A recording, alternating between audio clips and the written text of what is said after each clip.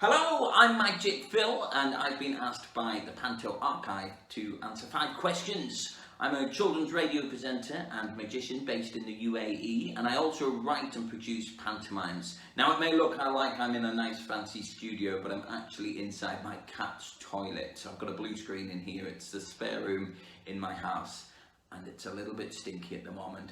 So I need to remember I need to clean the litter at the end of this video. Questions, goody or baddie? Well, I always play the goody, and I love playing the goody. It's getting the children on your side instantly as soon as you come out on stage. Normally, I am appearing from a box, an illusion, or something like that. So instantly they're, wow, and then start applauding, and they're on my side. My all-time favourite that I've played is Jack and the Beanstalk. My favourite panto, my favourite character, because I'm on stage with a cow, and it's just great. The scenes, the cow milking scenes, got to be one of my all-time favourite in panto. And I still remember my mum's name: Donna, Dolly, Dina, Dissy, Daphne, Daphne, Daniela, Dee, Dorothy, Dumpling, or Double D for short. Love writing tongue twisters. Takes me about 3 months to learn him, and I still slip him up. Next question, dream panto. My dream panto, I actually thought about this.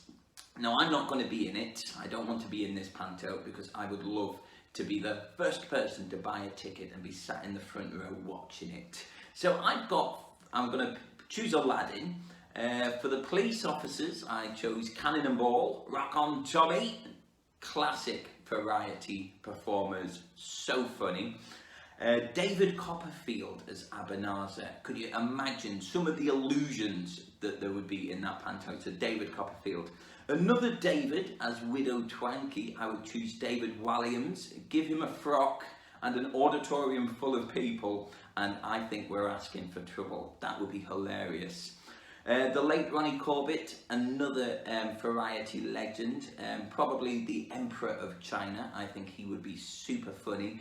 Now, the Genie and Spirit of the Ring. I've gone for another old classic. I've gone for Basil Fawlty and Sybil, otherwise known as John Cleese and Prunella Scales. I think them two would just be absolutely hilarious on stage together, especially as the Genie and the Spirit of the Ring. I would definitely be there watching that. As for Aladdin and Jasmine, another great double act, Philip Schofield and Holly Willoughby. I think they would be great together. Bit more of an older Aladdin, probably older than Twanky, but I think that would be super fun.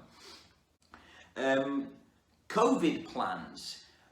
Well, speaking of Aladdin, I was due to do Aladdin this year. I did start writing the script, start getting plans together, but unfortunately here in the UAE, they haven't announced anything yet as such for the theatres at the end of the year. I know a lot of theatres around the world have closed their curtains, some that won't be reopening unfortunately, but I've decided to pull the plug this year. It would have been a nice 8-year run. This would have been my 8th professional panto that I would have done in the UAE. But I've decided to do a solo festive magic show instead, which is a lot less work, a lot less stress. My wife's having a baby this year as well, any day soon. So I think it'll be a nice little rest for me, and I can prepare more, bigger and better stuff for next year. So I'm moving Aladdin now to next Christmas. Question 4, earliest memory, panto memory. Yes, Sunderland Empire. I went to see Peter Pan with my grandparents. It was Brian Blessed that was playing Captain Hook, and he scared the living daylights out of my granny. We were all sat, me, my brother, my grandpa and my granny, we were all sat there, and he came down into the audience, and I can't even remember what he did, but he was like, in that big, bold, Brian Blessed voice that he has.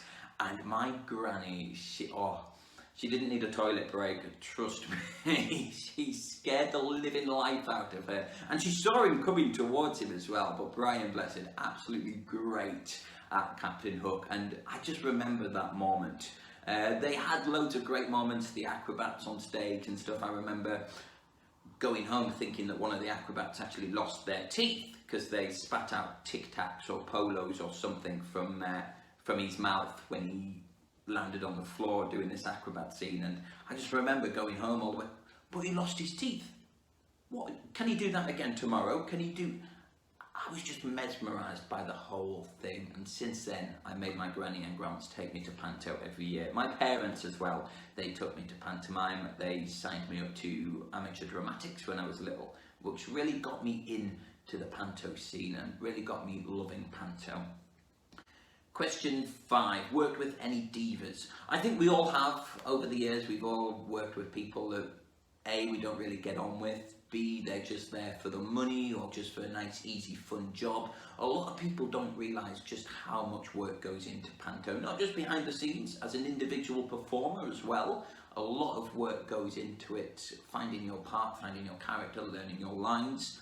Lucky for me, I'm the one that gets to pick my cast and crew, and I work with my family as well. My wife is a professional dancer. She choreographs the dancers for me.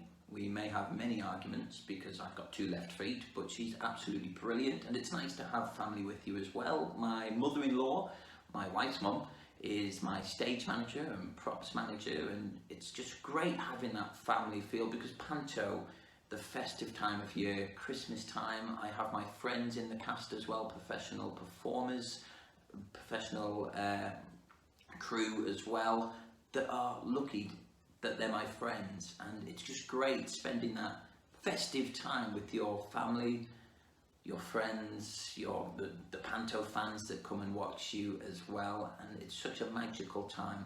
So thank you very much, Panto Archive, for having me on your show, and stay positive everyone, stay strong, we'll get through this together. Panto will be back. It's not behind you, it's in front of you. Stay silly. I like that. It's not behind you, it's in front of you. I'm going to write that down.